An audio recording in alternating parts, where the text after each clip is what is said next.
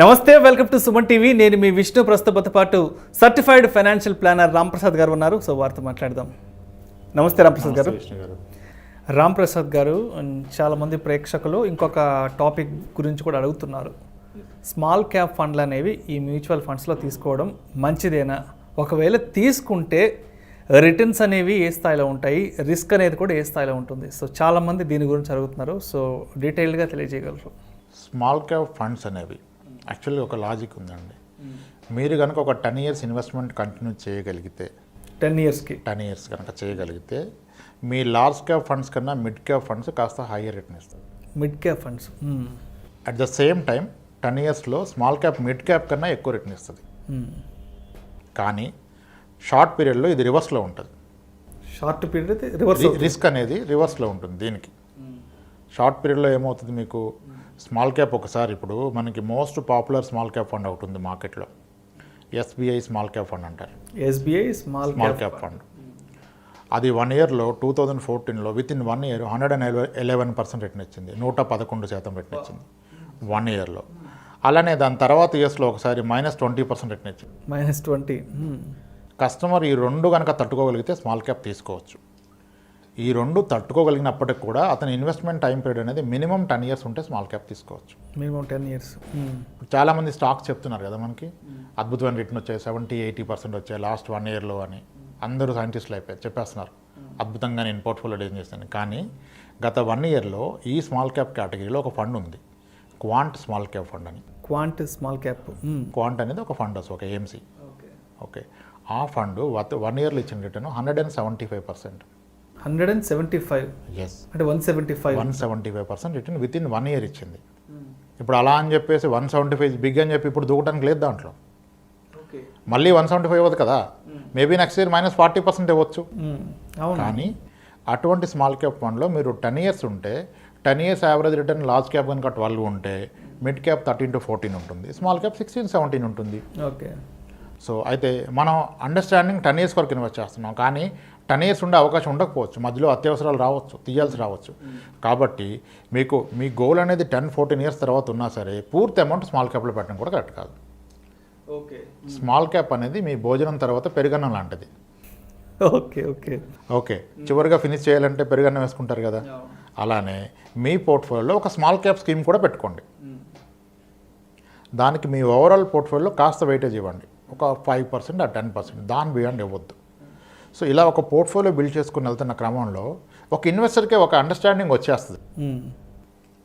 ఆ కాన్ఫిడెన్స్ వచ్చిన రోజు మీరు స్మాల్ క్యాప్ పెంచుకోవచ్చు.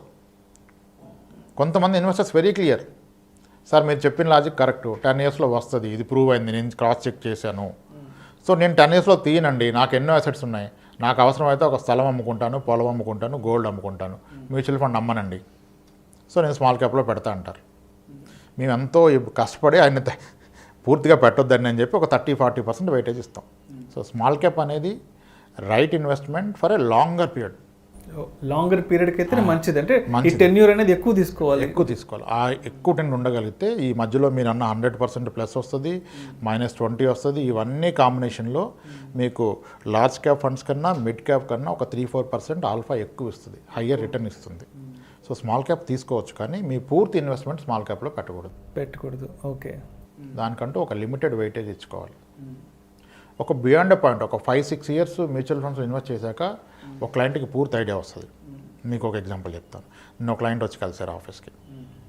ఆయన 2011 నుంచి ఇన్వెస్ట్మెంట్ చేస్తున్నారు మ్యూచువల్ ఫండ్స్లో. 2016లో ఆయన ఇల్లు కొన్నారు హైదరాబాద్లో.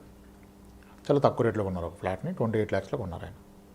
ఆ 28 lakhs ఫ్లాట్ కొనడానికి గాను ఆయన మ్యూచువల్ ఫండ్ పోర్ట్ఫోలియో ఉన్న డబ్బుల్లో 14 లక్షల రూపాయలు రిడెంప్షన్ కొట్టారు ఆయన. 14 lakhs తీసేసి ఇల్లు కొన్నారు. ఎందుకంటే బడ్డీని ఉండొద్దు, నా ఈఎంఐ నా రెంట్ ఎంత ఉందో అంతే ఉంటే నాకు ఇబ్బంది ఉండదు కదా అని మ్యూచువల్ ఫండ్స్లో గల 14 లక్షల రూపాయలు తీసేసి దాన్ని డౌన్ పేమెంట్గా పెట్టి రిమైనింగ్ 14 lakhsకే లోన్ తీసుకున్నారు. ఓకే. సో ఆ రోజు ఆయనకున్న నాలెడ్జ్లో అది సరైన నిర్ణయం అనుకున్నారు. ఇప్పుడు నిన్న ఫైనాన్షియల్ ప్లానింగ్కి వస్తే ఆయనతో మాట్లాడుతూ ఉంటే నేను అన్నాను, సార్ అది ఎంతవరకు కరెక్ట్ అంటారు అన్నాను. మీకు లోన్ ఎలిజిబిలిటీ ఉన్నప్పుడు మీరు 28 lakhsలో అట్లీస్ట్ 24-23 lakhs తీసుకుంటే బాగుండేది కదా సార్, మీరు మ్యూచువల్ ఫండ్స్ అనవసరంగా తీసేశారని ఫీల్ అయ్యంటే, అయ్యో చాలా బాధపడ్డానండి, అది ఉంటే ఇప్పుడు దాని వాల్యూనే నాకు 30 lakhs అయిపోయేది, 35 lakhs అయ్యేది. ఎందుకంటే పోర్ట్ఫోలియో అప్పుడు కూడా ఆయన పూర్తి అమౌంట్ తీయాల, 14 lakhs తీసే రిమైనింగ్ ఉంచుకున్నారు. ఇప్పుడు అది కనుక నేను కంటిన్యూ చేస్తే ఈరోజు నాకు 30 lakhs అయిపోయేది కదా, నా కంప్లీట్ లోన్ క్లోజ్ అయిపోతే కూడా నా దగ్గర డబ్బులు మిగిలేవి అన్నారు. అంటే ఓవర్ పీరియడ్ మీరు మ్యూచువల్ ఫండ్స్ని ఎక్స్పీరియన్స్ అవ్వడం స్టార్ట్ చేయండి. ఓవర్ పీరియడ్ మీరే రైట్ జడ్జ్మెంట్ చేసుకోగలుగుతారు. ఇప్పుడు ఆయన చేసిన తప్పేం లేదు. 6 years పెట్టాక అవసరం ఉంటే తీసి వాడుకున్నారు. ఆయన ఇప్పుడు రియలైజ్ అవుతున్నారు, నేను పూర్తిగా తీయకుండా ఉండాల్సింది, నాకు లోన్ ఎలిజిబిలిటీ ఉంది కదా, అంతా లోన్ తీసుకుంటే అది చాలా ఎక్కువ పెరిగేది, ఈరోజు మంచి వెల్త్ ఉండేది నా దగ్గర, నేను తప్పు చేశాను ఫీల్ అవుతున్నారు ఆయన. రైట్. సో ఓవర్ పీరియడ్లో మీకు అండర్స్టాండ్ అయిపోతుంది యాక్చువల్గా. కానీ ఫస్ట్ టైం ఇన్వెస్టర్ అయితే స్మాల్ క్యాప్కి వెళ్ళొద్దు. ఫస్ట్ టైం మ్యూచువల్ ఫండ్స్లోకి వస్తే ఎలాగైనా రిస్కే. ఉదయాన్నే లేకగానే చూసుకోవచ్చు మ్యూచువల్ ఫండ్స్ యాక్చువల్గా మీకు ఎంత ఉందని. మొత్తం మ్యూచువల్ ఫండ్స్ అయితే రోజుకి ఒకసారి చూసుకుంటారు, స్టాక్ అయితే ప్రతి నిమిషానికి చూసుకుంటారు, ప్రతి నిమిషం. ఓకే, సో ఇది బెస్ట్. ఓకే, మీకు అక్కడ మెంటల్ ఎక్సర్సైజ్ ఎక్కువైపోద్ది. స్టాక్ ఉంటే మీరు అనాలిసిస్ చేయాలి ప్రతి నిమిషానికి. 9:15కి మార్కెట్ స్టార్ట్ కాగానే పిల్లోడు డైపర్ చూసినట్టుగా చూస్తూ ఉండాలి ఏమైందని. సో మ్యూచువల్ ఫండ్లో మనకు ఆ టెన్షన్ ఉండదు. లాంగ్ టర్మ్ పెట్టుకోవాలంటే స్మాల్ క్యాప్ తీసుకోవచ్చు. బెటర్ అంటారు. లాంగ్ టర్మ్ తీసుకుంటే 15-20 years 25 years అయితే స్మాల్ క్యాప్ బెటర్ అంటారు. అంతే. ఒక థాలీ ఫుడ్లో కర్డ్ ఒక కప్ ఉన్నట్టుగా, పెరుగు ఒక కప్ ఉన్నట్టుగా మీ ఓవరాల్ పోర్ట్ఫోలియోలో ఒక స్మాల్ క్యాప్ ఫండ్ పెట్టుకోండి. దెన్ దట్ ఈస్ రైట్ అండి. Thank you so much Ramprasad గారు. మ్యూచువల్ ఫండ్ ఇన్వెస్ట్మెంట్స్తో ఫైనాన్షియల్ ప్లానింగ్ అనేది ఎలా చేసుకోవాలనే విషయం గురించి చాలా డీటెయిల్గా చెప్పారు sir. Thank you so much sir. Thanks అండి.